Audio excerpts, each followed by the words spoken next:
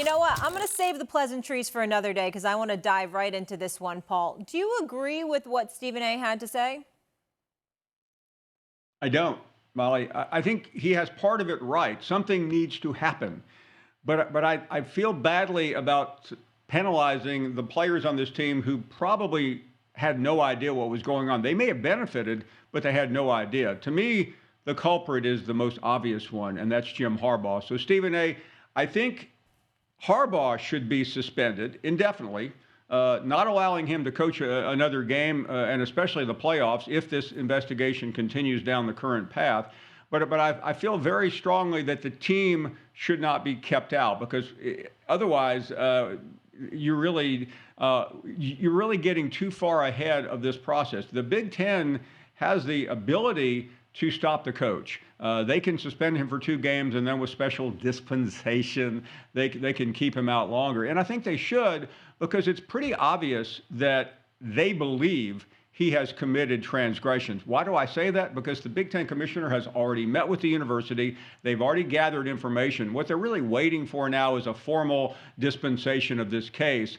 Now, I think they will do that, and I don't know what Harbaugh has up his sleeve. He may hire a bunch of lawyers. I'm sure he has, and try to file some temporary injunction. But ultimately, the Big Ten commissioner is the only person in charge. And I'm sure people watching are saying, well, what about the NCAA? Well, the NCAA couldn't put away a group of schools who were involved in a FBI wiretapping case where the evidence was pretty clear. They're certainly not going to be able to move with expeditious speed in this case. So, Stephen A., you're not completely wrong in your intent, but I think punishing the team is totally wrong.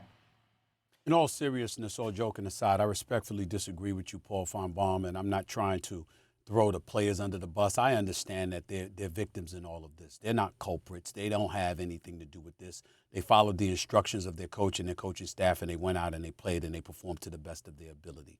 But in the end, if they were positioned to have an unfair advantage over the opposition because they knew what plays to anticipate and what plays to call, it's still unfair to players from other teams. We've got one-loss teams, Alabama, Oregon, Texas, okay? Obviously, you look at Oregon, I mean, listen, you got one big victory over Utah, if I remember correctly. That came against Utah, but you're a team playing a safety at tailback, and you got a former walk-on at your quarterback position, so people are going to look at that. They look at Alabama with five wins against FPI teams, Football Power Index. They've got as many wins as Texas and Oregon combined. We get all of that. We understand all of that, but here's where the biggest thing comes into play.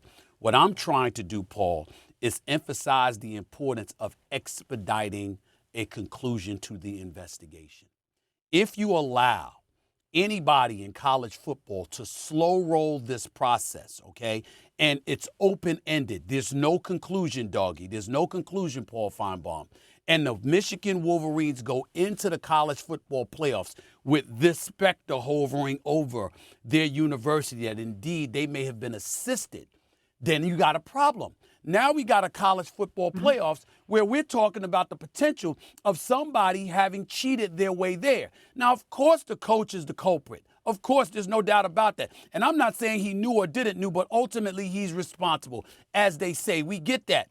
But we also know in big-time college athletics, and put Paul Finebaum up on that screen so I can look at him when I'm saying this, please. It's very important here. You've got a situation where Jim Harbaugh, you got jobs waiting for you on the NFL level in all likelihood. You're making money hand over foot. What real level of punishment comes that way? What serves as a deterrent, what serves as an impediment to such actions is knowing the collateral damage that ultimately could be implemented. I am in no way indicting the University of Michigan per se or the players. What I'm saying is kids play at Oregon too. They play at Alabama too. They play at Texas as well. They play at Florida State, etc. If one of these teams are out because Michigan is in, but the investigation is still open. And they're like, well, we don't know really what happened. We don't know really who the culprit is. We haven't really decided. We're continuing to investigate. That's a bad look. All I'm calling for is a conclusion. Tell me the crime wasn't big enough. Tell me there's not enough evidence. Tell me that you've absolved them or exonerated them from the level of guilt that's been attached to them, and I'm good with it. What can happen is we don't know. We're still looking into this matter, but they're in the playoffs. That's bad. That cannot happen. That's all I'm saying. I agree with Paul on this, Stevie. The problem of taking Michigan out of the Final Four, if in fact you think, they have to punish them because it's unfair to Oregon and Texas, is then the winner of the Final Four is going to say, well, hold on now, you didn't get through Michigan.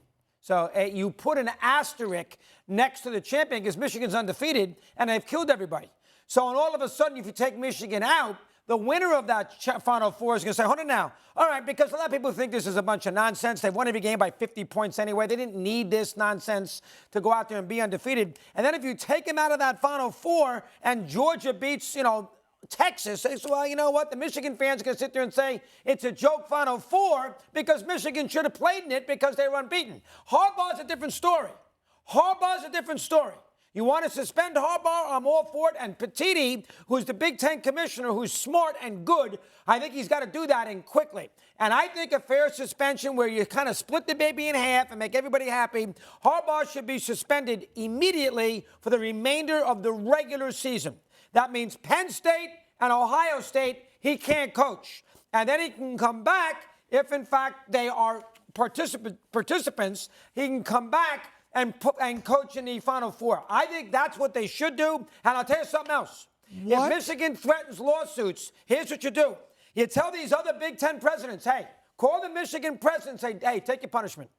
Take your beating, lay low, don't threaten lawsuits, accept it, and Jim can come back on January 1st. You missed the 3 games. I think if they did that, I'd be okay with it.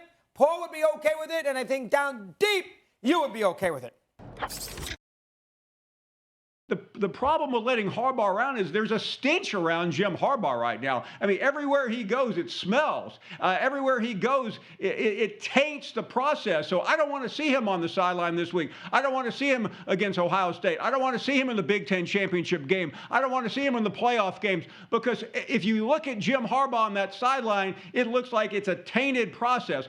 I can live. I'm not crazy about it, Stephen A., but I'm trying to be fair, even though I'm sure Michigan fans are throwing eggs at the television and trying to hit all 3 of us at the same time. But I'm trying to be fair to the university. The university we think, is just finding out. Give the Big Ten commissioner a little more time. And quite frankly, he's the guy on the clock. But just to completely wipe this program out from the playoffs, because they haven't even played in a competitive game yet. They will Saturday, and they will later. But Stephen A., you're coming after me. I am shocked at you. I've always known you as one of the fair people in this industry. But I don't know what's happened to you. I really don't. But wait a minute. Because I think you're misconstruing what I'm saying. I'm not saying make that decision today. What am I misconstruing? What I'm saying is, in other words, with the college football playoff participation, I am mandating you have got to close this investigation. You got to find a conclusion. You cannot let them go into the postseason, be one of the Final Four teams with an open-ended situation. That's what I'm saying. Come to a conclusion. You exonerate them or you indict them. You cannot sit up there and say the investigation is still ongoing, but they can get into the playoffs. Let me ask you this. You're saying by the day the committee makes the decision, do I hear you correctly? Yes. Okay. Doggy, I think, let me back away from my histrionics. I think that makes a little more sense. I thought you were just saying, wipe them out right now. But no. I think at some point, okay, well, that's why we're having this conversation. I know millions of people are watching while we're talking, but that's fair. I just want to make sure I understood that. Doggy? Well, I think, listen, bottom line is to take Michigan out of the Final Four. They didn't take the World Series away from the Astros. They didn't take the Super Bowl away from the Patriots with Spygate. They didn't do anything with Deflategate. Doggy, can I ask you a question? To wipe out the season let me ask you that question. Stay right there. It's ridiculous. Stay right there. Last word, then we got to get a commercial break. The trash can controversy involving the Astros. Had you known about that going into the World Series, going into the postseason, you gonna sit up there and say they should still be there? No, you wouldn't have. You'd have been like, no. I would have suspended Hinch. I would have suspended Cora, and I would have suspended a couple of those players, Bregman and Altuve. But I can't wipe out the season, Steve. Time out. You can't wipe out the season. Time out. But you can identify because that's because you would be able to identify who were the violators. In the case of Michigan, if I got a coach that knows plays and schematically you're giving the players an advantage, that's problematic to competition. That's not the player's at fault, Michigan Steve. last week, You Paul. got to fire Paul, I was Harbaugh. at- That's not the Paul- player's fault. Give me something